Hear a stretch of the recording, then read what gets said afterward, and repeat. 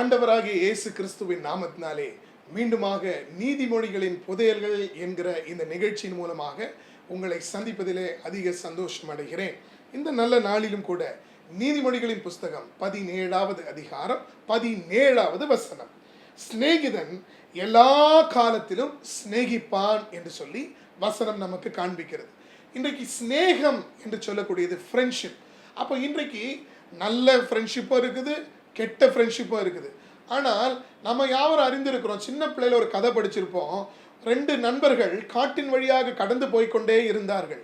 அப்பொழுது திடீரென்று ஒரு கரடி அவர்களுக்கு எதிர்பட்டு வந்தபொழுது ஒருவனுக்கு மரம் ஏற தெரியும், ஒருவனுக்கு மரம் ஏற தெரியாது.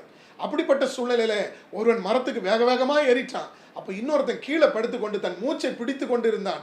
அந்த கரடி அவனுடைய காதிலையும் அவன் வாயிலையும் நக்கிட்டு அது போயிடுச்சு. அந்த நண்பன் திருப்பி கீழே இறங்கி வந்து இந்த நண்பனிடத்தில் கேட்டானா, அந்த கரடி உன் காதில் வந்து என்ன சொல்லிச்சு அப்படின்னு சொல்லி கேட்கும்போது அவன் சொன்னானா, இப்படிப்பட்ட நண்பனோட சகவாசம் வைத்துக் கொள்ளாதே என்று சொல்லி என் காதில் சொல்லிட்டு போச்சுன்னு அவன் சொன்னான் என்று சொல்லி வேடிக்கையான ஒரு கதையை நான் வாசித்திருக்கிறேன். எனக்கு அன்பான தேவ ஜனங்களே, இந்த வசனம் சொல்லுகிறது சிநேகிதன் எல்லா காலத்திலும் சிநேகிப்பான் என்று சொல்லுகிறது. அப்போ கிறிஸ்துவின் அன்பு ஒரு மனிதனுக்குள்ளாக இல்லாவிட்டால் எல்லா காலத்திலும் அவர்களால் மற்றவர்களை சிநேகிக்க முடியாது. ஏன் என்று கேட்டால், ஆண்டவராகிய இயேசு கிறிஸ்துவின் அன்பு நீங்களும் நானும் பாவிகளாய் இருக்கையில் நம்மை நேசித்தார். இன்றைக்கு நம்மளை நேசிப்பவர்களை நாம் நேசிப்போம், ஆனால் நம்ம வெறுப்பவர்களை நம்மால் நேசிக்க முடியுமா? அப்ப ஆண்டவருடைய அன்பு ஒரு மனிதனுக்குள்ளாக ஊற்றப்படாவிட்டால் அவனால் நிச்சயமாக உண்மையான சிநேகிதராக இருக்க முடியாது. வேதத்திலே அபிஷேகிக்கப்பட்ட ஒரு மனிதனுடைய சிநேகத்தை குறித்து உங்களோடு கூட பகிர்ந்து கொள்ள நான் விரும்புகிறேன். என்னோடு கூட திருப்பிக் கொள்ளுங்கள். 1 சாமுவேலின் புஸ்தகம் 18வது அதிகாரத்தின் 3வது வசனம் சொல்லுகிறது, யோனதான் தாவீதை தன் ஆத்துமாவை போல சிநேகித்தான். பாருங்க, அவனும் இவனும் உடன்படிக்கை பண்ணி கொண்டார்கள் என்று சொல்லி வேதம் நமக்கு காண்பிக்கிறது.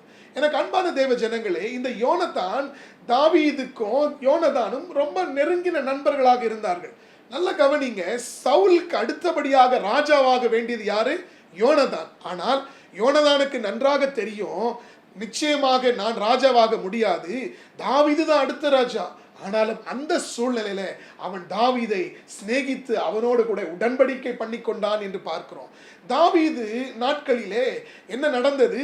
அங்கே சவுலும் யோனதானும் ஒரு நாளிலே மரித்து போனார்கள். அவர்கள் மரித்து போன பின்பு அந்த செய்தியை கேட்டபொழுது யோனதானினுடைய சின்ன மகனாகிய மெவிபோசத்தை அந்த நர்ஸ் தூக்கி கொண்டு ஓடும்போது அவன் கீழே விழுந்தபடினாலே அவன் கால்கள் வழங்காதவனாக போய்விட்டது.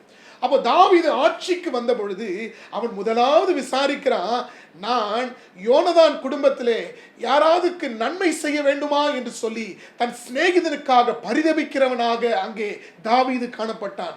அப்பொழுது மெவிபோசேத்தை குறித்து அவனிடத்தில் சொல்லப்பட்ட பொழுது உடனே அவன் சொன்னான், என்னுடைய டேபிளில் உட்கார்ந்து மெவிபோசேத் ஒவ்வொரு நாளும் சாப்பிடட்டும் என்று சொல்லி தன் சிநேகிதனுடைய குமாரனுக்கு அவன் சிநேகம் பாராட்டினான் என்று சொல்லி நாம் பார்க்கிறோம். எனக்கு அன்பான தேவ ஜனங்களே, சிநேகம், கிறிஸ்துவின் சிநேகம், கிறிஸ்துவின் அன்பு உங்கள் இருதயத்தில் இருக்கும் பொழுதுதான் உங்கள் சத்துருக்களை உங்களால் சிநேகிக்க முடியும். சிநேகத்தை உண்மையாக நீங்கள் பாராட்ட முடியும். இன்றைக்கு ஒருவேளை யாரை குறித்தாவது கசப்போடு கூட இருக்கிறீங்களா? இல்லாட்டி ஏதோ ஒரு காரியத்துக்காக யார் கூடயாவது பழகி கொண்டிருக்கிறீங்களா? முதலாவது அதை நிறுத்தி இன்றைக்கு எப்படியாக தாவீது தன்னுடைய எதிரியாக காணப்பட்ட அந்த யோனதானுடைய மகனுக்கு நன்மை செய்தானோ, இன்றைக்கு உங்களால் ஆன உதவிகளை உங்கள் சிநேகிதருக்கு நீங்கள் செய்வீர்களானால் கிறிஸ்துவின் ராஜ்யத்திற்குள்ளாக அநேகர் வந்து சேர்க்கப்படுவதை உங்கள் கண்கள் காணும், எங்கள் காதுகள் கேட்கும். ஜெபிப்போமா? அன்பின் பரலோக பிதாவே, ஆண்டவரே, நீர் அன்றைக்கு ஆபிரகாமுக்கு சிநேகிதனாக இருந்தீர் என்று சொல்லி நாங்கள் பார்க்கிறோம். ஆண்டவரே, தகப்பனே, நாங்கள் உமக்கு சிநேகிதர்களாக இருக்க விரும்புகிறோம். அதுபோல நாங்கள் இந்த உலகத்தில் பழகக்கூடிய நபர்களிடத்தில் உண்மையான அன்போடு சிநேகத்தோடு கூட பழக, எல்லா சூழ்நிலையிலும் சிநேகிக்க, அன்பு பாராட்ட எங்களுக்கு கிருபை தாங்க. எங்களுடைய இருதயத்தில் காணப்படுகிற எல்லா விதமான கசப்புகள், எல்லா விதமான வைராக்கியங்கள், எரிச்சல்கள், கோபங்கள் எல்லாம் எங்களை விட்டு நீங்கி ஒரு உண்மையான சிநேகத்தை, உண்மையான தெய்வீக அன்பை ரோமர் 5:5 ஆண்டவரே, பரிசுத்த ஆவி உங்கள் இருதயத்தில் ஊற்றப்படுகிற அப்படின்னா அந்த அன்பு, தேவ அன்பு உங்கள் இருதயத்தில் ஊற்றப்பட்டு இருக்கிறது சொல்லப்பட்ட அந்த வாக்கியத்தின்படியாக பரிசுத்த ஆவியானவருடைய அன்பு என்னோடு கூட இணைந்து ஜெபித்துக் கொண்டிருக்கிற ஒவ்வொரு உள்ளத்திற்குள்ளாக இறங்கட்டும் என்று நான் ஜெபிக்கிறேன். இப்போது இந்த தெய்வீக சுபாவம் ஒவ்வொருத்தரும் நிரப்பட்டும் ஆண்டவரே. சிநேகிதன் எல்லா காலத்திலும் சிநேகிப்பான் என்ற வார்த்தை ஒவ்வொருத்தருடைய வாழ்க்கையிலும் நிலைவரப்படுவதாக என்று நான் ஜெபிக்கிறேன். இயேசு கிறிஸ்துவின் மாறாத நாமத்தில் ஜெபிக்கிறோம் எங்கள் ஜீவனுள்ள நல்ல பிதாவே. ஆமென், ஆமென். கர்த்தர் தாமே உங்களை ஆசீர்வதிப்பாராக. ஆமென்.